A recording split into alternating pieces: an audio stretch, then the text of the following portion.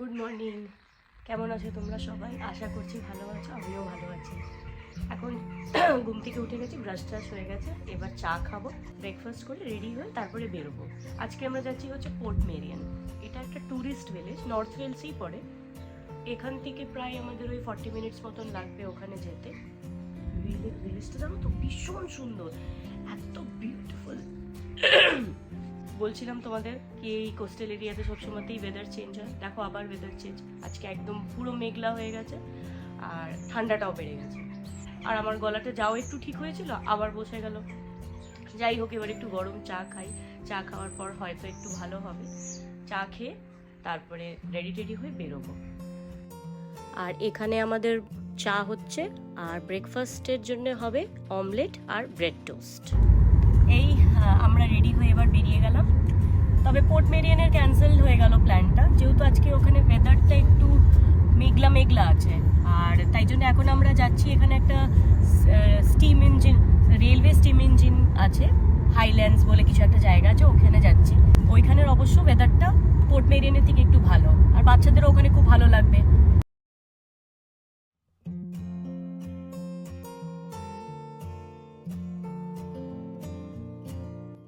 তুমি কোথায় যাচ্ছ এখন?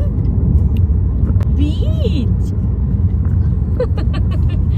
বাড়ি থেকে যেদিন আমরা বেরিয়েছি ওদিন বলা হয়েছে বিচ। ও আর এখন বিচ ছাড়া কোনো কথাই বলে না। যেখানে যখনই ওকে জিজ্ঞেস করো কোথায় যাচ্ছি, বলছে বিচ। বিচ ছাড়া ও কোথাও যাবে না, ও বিচ এত ভালোবাসে যেতে। আর এখানের ঘর বাড়িগুলো স্টোন চিপ আর স্লেট পাথর দিয়ে তৈরি করা হয়, মোটা মোটা দেওয়াল। এখানের যেহেতু কোস্টাল ওয়েদার, সবসময় ঠান্ডা আর ঝোড়ো হাওয়া চলে, সেই ওয়েদারটাকে স্ট্যান্ড করার জন্যই তৈরি করা হয় স্লেট পাথর আর স্টোন চিপ দিয়ে। পৌঁছে গেলাম আমরা ওয়েলশ হাইল্যান্ড হেরিটেজ রেলওয়ে। আর এখানে প্ল্যাটফর্মের মধ্যেই gift shop cum ticket counter বানানো রয়েছে, যেখানে আমরা সবাই টিকিটটা নিয়ে নিলাম। আমাদের অ্যাডাল্টদের পড়লো পার অ্যাডাল্ট 15 পাউন্ড করে করে পড়লো, আর বাচ্চাদের পড়লো 7 পাউন্ড করে করে টিকিটটা আমাদের পড়লো। আমরা 2:45-এর স্লটটা পেয়েছিলাম ট্রেনের। এই আসছে আমাদের ট্রেন। আর এই ট্রেনটার মধ্যে টোটাল 3টে বগি ছিল। দুটোর মধ্যে ছিল কাঠের সিট, আর একটাতে ছিল কুশনড সিট। আর টিকিটগুলো দেখো, সেই পুরনো দিনের কার্ডবোর্ডের টিকিটগুলো মনে আছে, সেইগুলোই।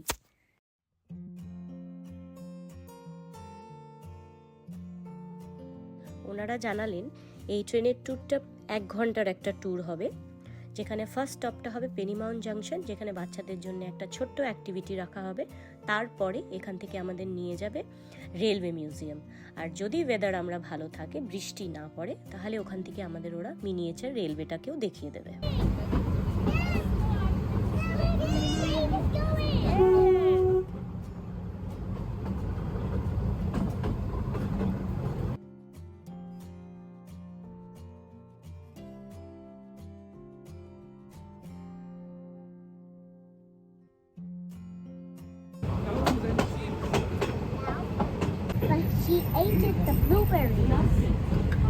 আমার ছেলে অ্যাক্টিভিটির কথা শুনে এত এক্সাইটেড হয়ে গেছে, মনে হচ্ছে ট্রেনটা হয়তো ওই চালাবে।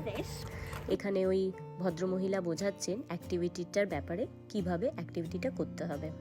ওনার পেছনে যেই কন্ট্রোল বোর্ডটা আছে, সেটাই বাচ্চাদেরকে একে একে চান্স দেওয়া হবে অপারেট করার। ট্রেনের ইঞ্জিনটা কিভাবে আগে পেছনে হচ্ছে, সেই বাটনটা অপারেট করার চান্স দেওয়া হবে। ট্রেনের ইঞ্জিনের ট্র্যাকটা কিভাবে চেঞ্জ করা হচ্ছে, কিভাবে ট্রেনের ইঞ্জিনটা চেঞ্জ হচ্ছে, সেটা অপারেট করতে দেওয়া হবে। তা করে বাচ্চারা অবশ্য ভীষণ খুশি হয়েছে। এত সুন্দর একটা জায়গাতে ফটো না তুলে কি আর থাকা যায়? তাই দাঁড়িয়ে কটা পিকচার তুলে নিলাম। তারপরে এখান থেকে সোজা যাব, এখন আমরা রেলওয়ে মিউজিয়ামটা দেখব প্রথমে, তারপরে ওখান থেকে মিনিয়েচার রেলওয়েটা। আর এখন যেখানে এসছি আমরা, সেটা হচ্ছে Welsh Highland Heritage Railway Museum. আর এই মিউজিয়ামটা পুরনো দিনের রেলওয়ে হিস্ট্রিটাকে বাঁচিয়ে রাখার জন্য তৈরি করা হয়েছিল। এখানে পুরনো দিনের স্টিম ইঞ্জিন, ক্যারেজ, কোচেস এইগুলো রাখা থাকে। প্লাস এখানে মিউজিয়ামের অনেক জায়গাতেই ট্যুরিস্টদেরকে পারমিশন দেওয়া থাকে ইঞ্জিন অপারেট করে দেখার, ক্যারেজগুলোকে ছুঁয়ে দেখার। আর বাচ্চাদেরকেও পারমিশন দেওয়া থাকে, ওরা যাতে ক্যারেজে, ছোট ছোট কোচেসে বসতে পারে। আর আমিও এই সুযোগটাকে হাতছাড়া না করে সোজা উঠে পড়লাম ইঞ্জিনে, ভেতরে কি আছে দেখব বলে, কীরকম হতো আগেকার দিনের স্টিম ইঞ্জিনের ভেতরে।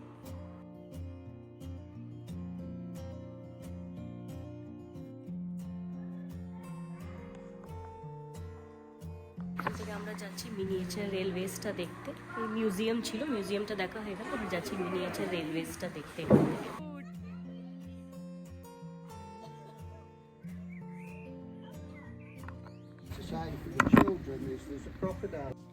আর এখানে উনি বাচ্চাদেরকে বলছেন হাত বাইরে বের করো না যেন, এখানে একটা ক্রকোডাইল আছে, তাদের কিন্তু ফেভারিট খাবার হচ্ছে বাচ্চাদের ছোট ছোট আঙ্গুল।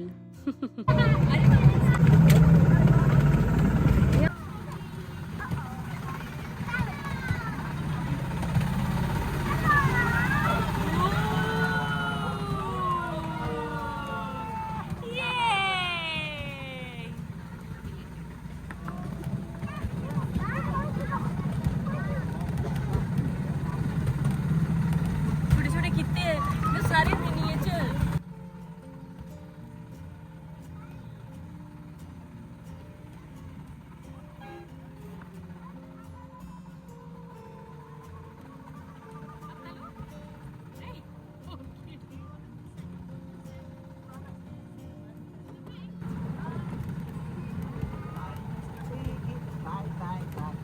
ये वाला सही में ज्यादा इंटरेस्टिंग है, वो वाले है ना, इससे लिटरली मिनिएचर बस बैठने तक का जगह।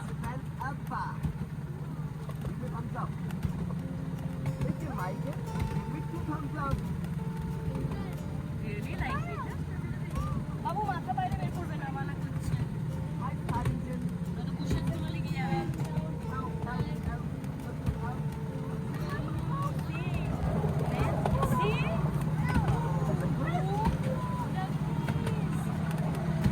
এবার আমরা বাড়ি ফিরছি, ঘোরা হয়ে গেল, ফিরে গিয়ে একটু ফ্রেশ হয়ে তারপরে চাটা খেয়ে তারপরে ডিনারের ব্যবস্থা হবে।